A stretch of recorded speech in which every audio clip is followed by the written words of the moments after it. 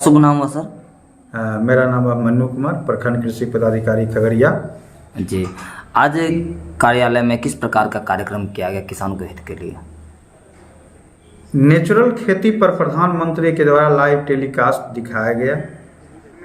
किसानों को जो आज रासायनिक का जो दुष्प्रभाव है उससे दूर हटने के लिए पहले हम लोग जैविक खेती का बढ़ावा दे रहे थे, उसी का दूसरा रूप आज माननीय प्रधानमंत्री के द्वारा नेचुरल खेती का आगाज़ किया गया, उसी का दूसरा रूप। सर, जैसे बात करें नेचुरल खेती में, तो आज किसान आखिर बिना पूंजी लगाए शून्य बजट पर कैसे खेती कर सकते हैं? उसका क्या क्या नियम है, कुछ बात बताएं।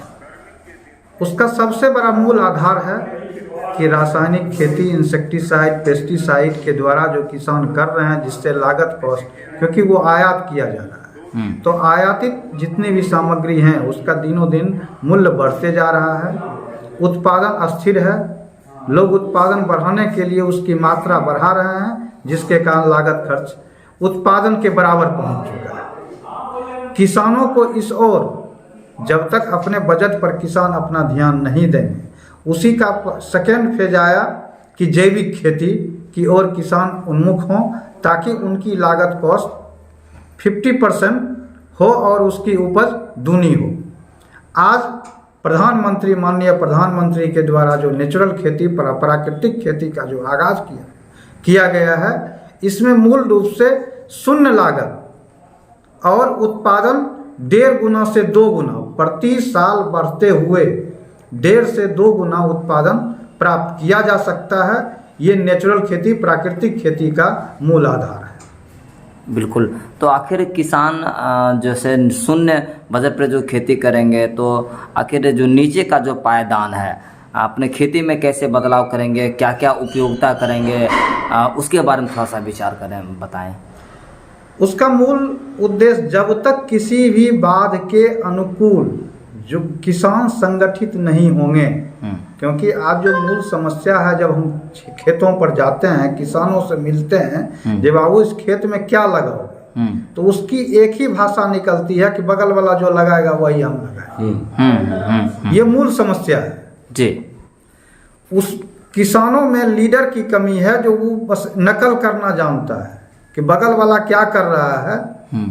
बगल वाला अगर 2 किलो फर्टिलाइजर यूज कर रहा है तो हम 2.5 किलो प्रयोग करें। ये कंपटीशन का दौर वो लोग अपनाए हुए हैं जी।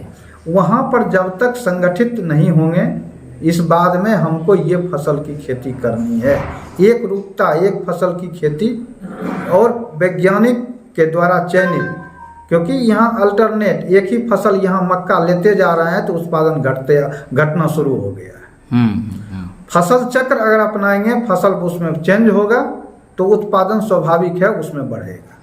जैसे फसल चक्र की जैसे आपने चर्चा की, तो जैसे आज मक्का उपजा लिए, फिर गेहूं उपजा लिए, फिर सरसों उपजा लिए, उस प्रकार से अनेक प्रकार की विभिन्न खेती का प्रकरण होना चाहिए।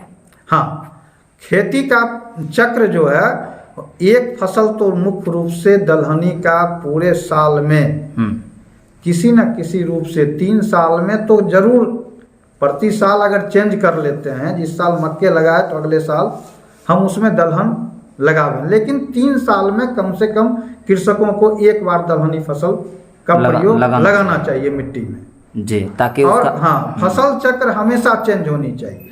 इस बार हम रबी में मक्का लगा रहे हैं तो अगली बार रबी में प्रयास करें।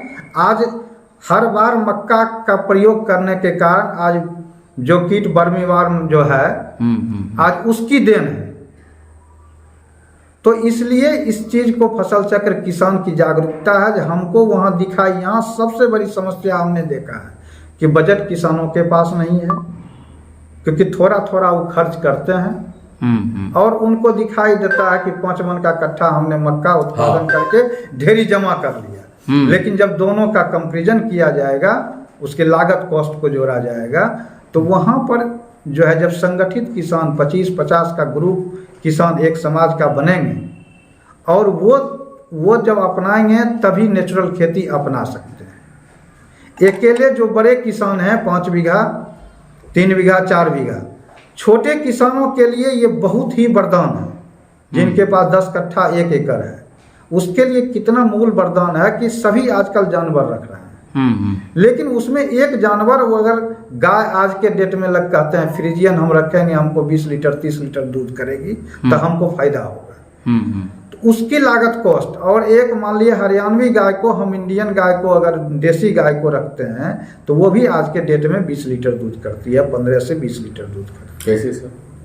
वो हरियाणवी नस्ल जो हमारी सिंधवी नस्ल, हरियाणवी नस्ल जो भारत की है जी, वो भी दूध करती है, वो भी आज इम्प्रूव कर गई है और वो देसी गाय में गिनी जाती है।